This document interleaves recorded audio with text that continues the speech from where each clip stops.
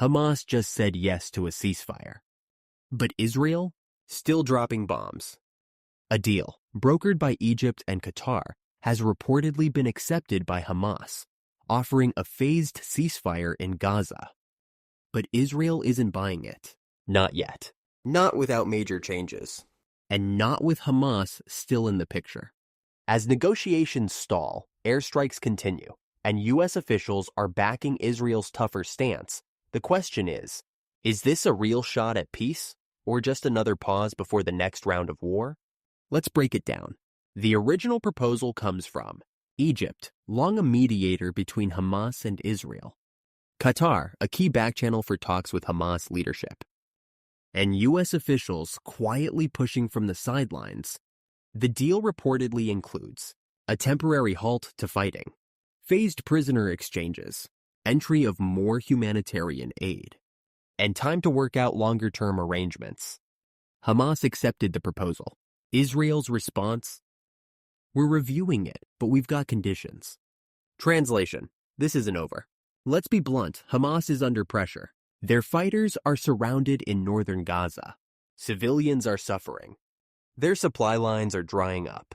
So they accepted a deal, but not unconditionally. They still refuse to disarm. Want a phased negotiation process. Seek guarantees they'll retain influence in Gaza. In other words, they want a pause, not a surrender. For Israel, that's not acceptable. Israel's position is clear, and it's not shifting. Prime Minister Benjamin Netanyahu says, there will be no Hamas in Gaza's future.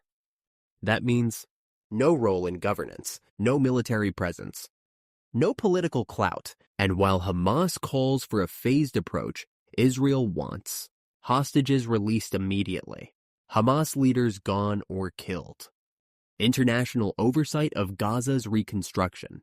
So even if the guns go silent, the battle for control continues. The U.S. is walking a diplomatic tightrope.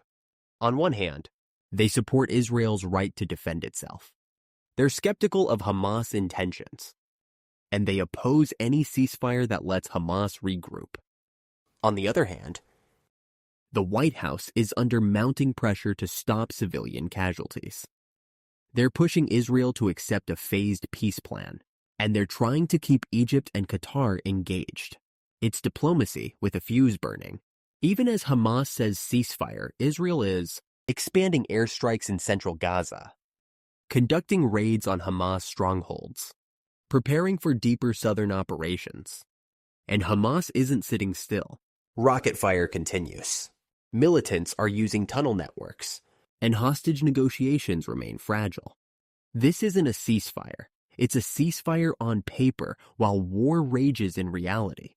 This isn't the first time Hamas offered a pause. Israel remembers the 2014 ceasefire, which broke down within weeks.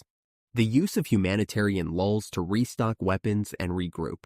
And the fact that Hamas is still classified as a terrorist organization by the US, EU, and Israel. To Israeli leadership, a phased negotiation is just another tactic for survival. And with public pressure high after recent attacks, Netanyahu has no political room to concede. Don't be fooled. Hamas may be accepting this deal, but they're playing for time. Their goals? Survive the war. Stay politically relevant. Use a pause to regroup militarily. Claim a moral victory by securing aid and prisoner exchanges. They know they can't beat Israel head-to-head, but if they outlast the outrage, they win. And that's why Israel's skeptical. This isn't just about rockets and hostages. This is about control of Gaza, regional alliances, whether armed groups can survive modern warfare by using civilians as shields. If Hamas survives politically, it sends a message to other militant actors. If they're eliminated, Israel rewrites the rules of asymmetrical warfare. Either way, the future of Gaza hangs in the balance. Short answer, not yet. The sides are still too far apart. Israel wants full Hamas withdrawal. Hamas wants a phased negotiation without surrender. The U.S. wants a deal that's enforceable and face-saving. Until those goals align, or until one side collapses, the guns won't stay silent. This is diplomacy by airstrike. Hamas agreed. Israel isn't convinced. And the U.S. is caught in the middle. What looks like a peace deal on the surface might just be the next round of war by other means. Because until someone changes their end goal, this conflict isn't over. It's just shifting forms. Do you think this ceasefire has a chance? Or is it just buying time for more conflict? Should Israel accept a phased plan or demand total disarmament? Drop your thoughts in the comments.